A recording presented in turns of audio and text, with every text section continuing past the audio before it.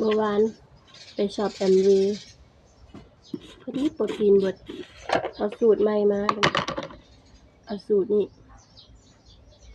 สูตรเบอร์รี่วิตามินซีพร้อมโปรตีนผสมวิตามินซีเพราะเจ้าของเป็นหวัดนะก็ได้กินสูตรนี้ก็จะใส่ช้อนหนึ่ง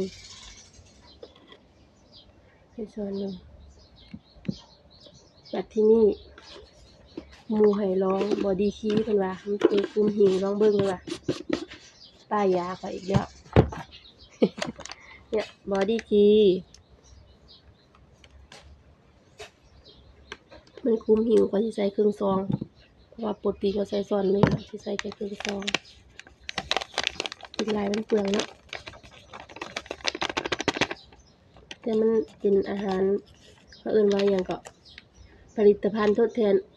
มื้ออาหาร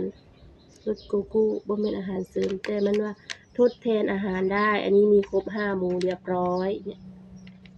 ที่จริงมันจะเป็นเศษพวกลดน้ำหนักเนาะแต่เฮาแบบงบบ่หลายเฮาก็กินแค่โปรตีนอันนั้นนี่เล็กๆน้อยๆ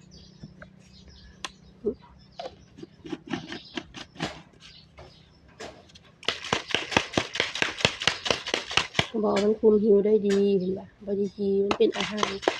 ทดแทนมื้ออาหารเลยแหละ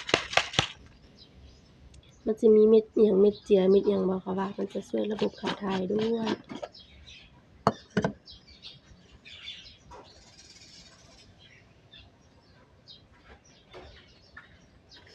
โปรตีนรสเบอร์รี่บวกบอดี้คีรสโกโก้แต่ว่าแซ่บเด้อเหมือนมันมีออกหวานน้อยๆ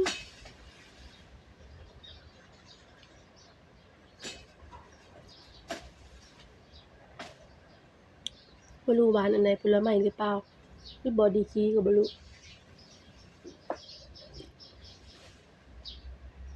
แต่หวานน้อยๆดอกติดปลายลิ้นซื่อๆ